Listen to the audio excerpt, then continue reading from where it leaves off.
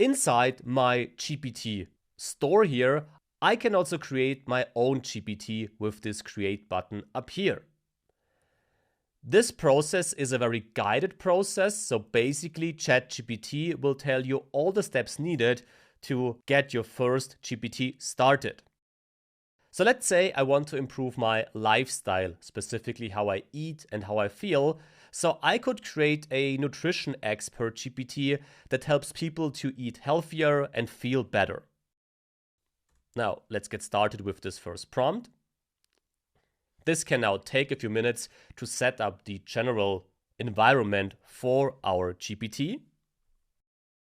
Now we have to decide if we like the name, so we can agree, which I'll do here. Yes, that's fine. And then ChatGPT will guide us through this process. So the next thing we need, in addition to our name of that GPT, is a profile picture for this GPT so that we can find it in the GPT store. I think this looks also good, this heart-shaped vegetable and fruit style. I like it. So let's say I like it. You see, it's a very straightforward process and we could make this a lot more complex. I just want to give you a first overview of this GPT feature. So we have the core idea, we have the name, and we have the image. Now we have to be a bit more precise about what our GPT should actually do. And here we could add something like this. So we don't want to recommend any strict diets and we don't want to exclude any food in general. We want to focus on nutrition in general and also provide some exercise recommendations to stay healthy in combination with a weekly food plan generated by the GPT. Let's see what the GPT builder makes out of this. And now we set up our GPT already. So we could test it over here, but before we do that though, we can also configure it now in this menu next to create. There we can change the name if you want to, we get a description and some instructions, which we can also change according to our needs. And we also have these conversation starters here, which here help us to eat healthier in general, to lose some weight, we need a meal plan, or why omega-3s are healthy. Another interesting option is down here, this knowledge section, because ChatGPT's knowledge is based on the data it was trained with, and of course also on specific additional tools like the web browsing feature. But if you have a unique knowledge that you want to add to your GPT, you can also upload own text files, for example, that contain information that will also be considered in your GPT. We can also implement APIs into our GPT with the Create New Action option down here. For getting started with GPTs, this is not required, therefore I'll skip this for the moment. Because now we are actually done with our GPT, and by selecting Create Now, we can define where this GPT can be found. And actually, we can publish our nutrition guide to the GPT store, category is lifestyle, and now we'll share it. Now we get a link to access our GPT, but we can also view it directly here with this button, which we'll do. And now this is our GPT that we created in a few seconds. Now let's, the first time actually, see what the GPT actually does. If I want to have a meal plan, for example, yeah, I think that's a good start. It will create this meal plan for us. It asks us some questions regarding diets, our health goals, our activity level. And this GPT now has the great advantage that this does not affect our normal conversations. So any normal chat still is the default GPT version. But if I have nutrition-specific issues, I can always refer to my nutrition guide in here and start a new conversation with it. And by the way, if I'm inside a normal chat, if we create a new one, then you can also refer to the GPTs you either created or that you added from the GPT store. So if I add this now, I can message my nutrition guide GPT and tell him, how often should I eat meat per week? So if I do that, I'm inside my normal conversation, so my normal GPT, but now I added my nutrition guide to that conversation.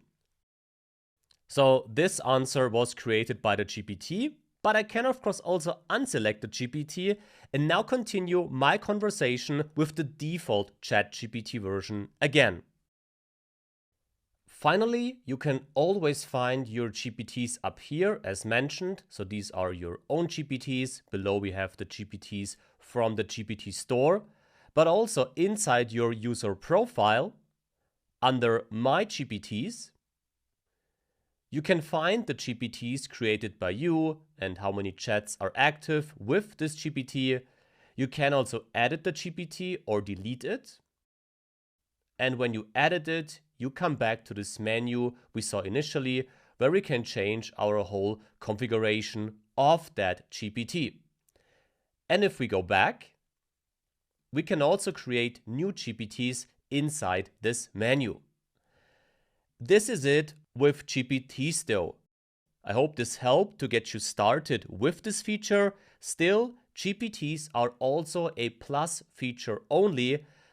Therefore, we want to go back to topics that are also covered with the default ChatGPT version. So soon we'll dive into prompt engineering, a very important module. Before we do that though, let's have a look at some ChatGPT alternatives. In this course, we focus on ChatGPT, simply because it started this entire wave of large language models, and it's one of the most powerful AI chatbots out there. And also because, of course, OpenAI has proven that they're aggressively pushing ahead, for example, also with innovations like Sora, which are not available to the public yet when I'm recording this, but which show us nonetheless what we can expect from this company, which also created ChatGPT. Nonetheless, ChatGPT is not the only large language model or AI chatbot out there. There also are others.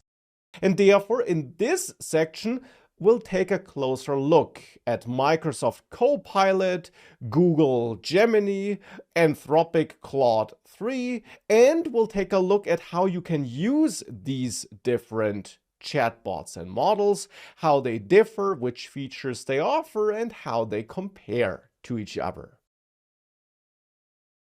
Now, one alternative to ChatGPT is Microsoft Copilot, which, interestingly, actually uses the GPT models under the hood. So the same large language models ChatGPT uses.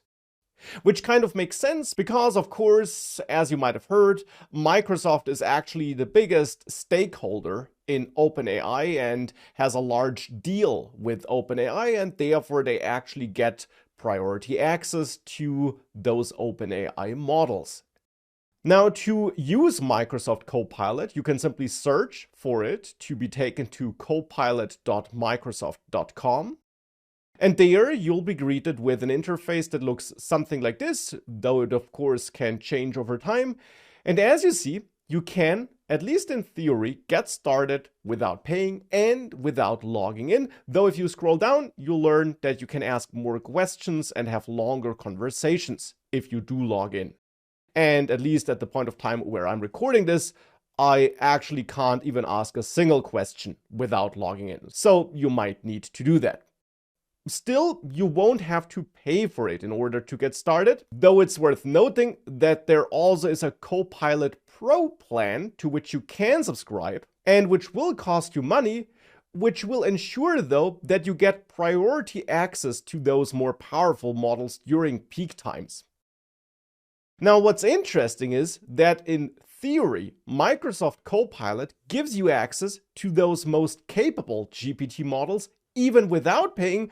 You just don't have priority access, as it seems, if you're not paying. That's still different from ChatGPT though, where you have to pay to get access to their most powerful models at all. At least in theory, with Microsoft Copilot, you can get access to those powerful GPT models without paying. So here I did now sign into my Microsoft account, and therefore I can now get started with Copilot. It's worth noting that here I'm using the free version, I'm not paying for the pro version. What you'll notice is that with Copilot you can choose a conversation style, something you can't do when using ChatGPT. And we'll take a look at how these different styles affect the responses in just a second. Now I'll get started with a simple prompt here, and I'll ask Microsoft, how did the Nvidia stock perform over the last 3 years? I'll stick to that more balanced conversation style for now. Now, as I send this prompt to Microsoft Copilot, it starts generating a response. And what's worth noting about this response is that this response here is actually not just based on the training data received by the underlying model, but instead it incorporates search results, because after all, Microsoft, since it owns Bing, a search engine, has access to all that search data. That's why you see footnotes like this in some of the responses that lead you to the sources used by Microsoft Copilot for generating that response. And that's of course a pretty useful feature, because that ensures that we get up-to-date data when using Microsoft Copilot. Now, ChatGPT also has access to the internet and can search the internet, but it does not necessarily have access to a large collection of pre-crawled data as Microsoft has. So for research tasks like this, Microsoft Copilot might be a bit better, though of course it's always worth trying out different chatbots and seeing which of those bots and models generate the best results. Nonetheless, it is indeed research work like this which I personally prefer to do with Microsoft Copilot, because it does have all that underlying search data available.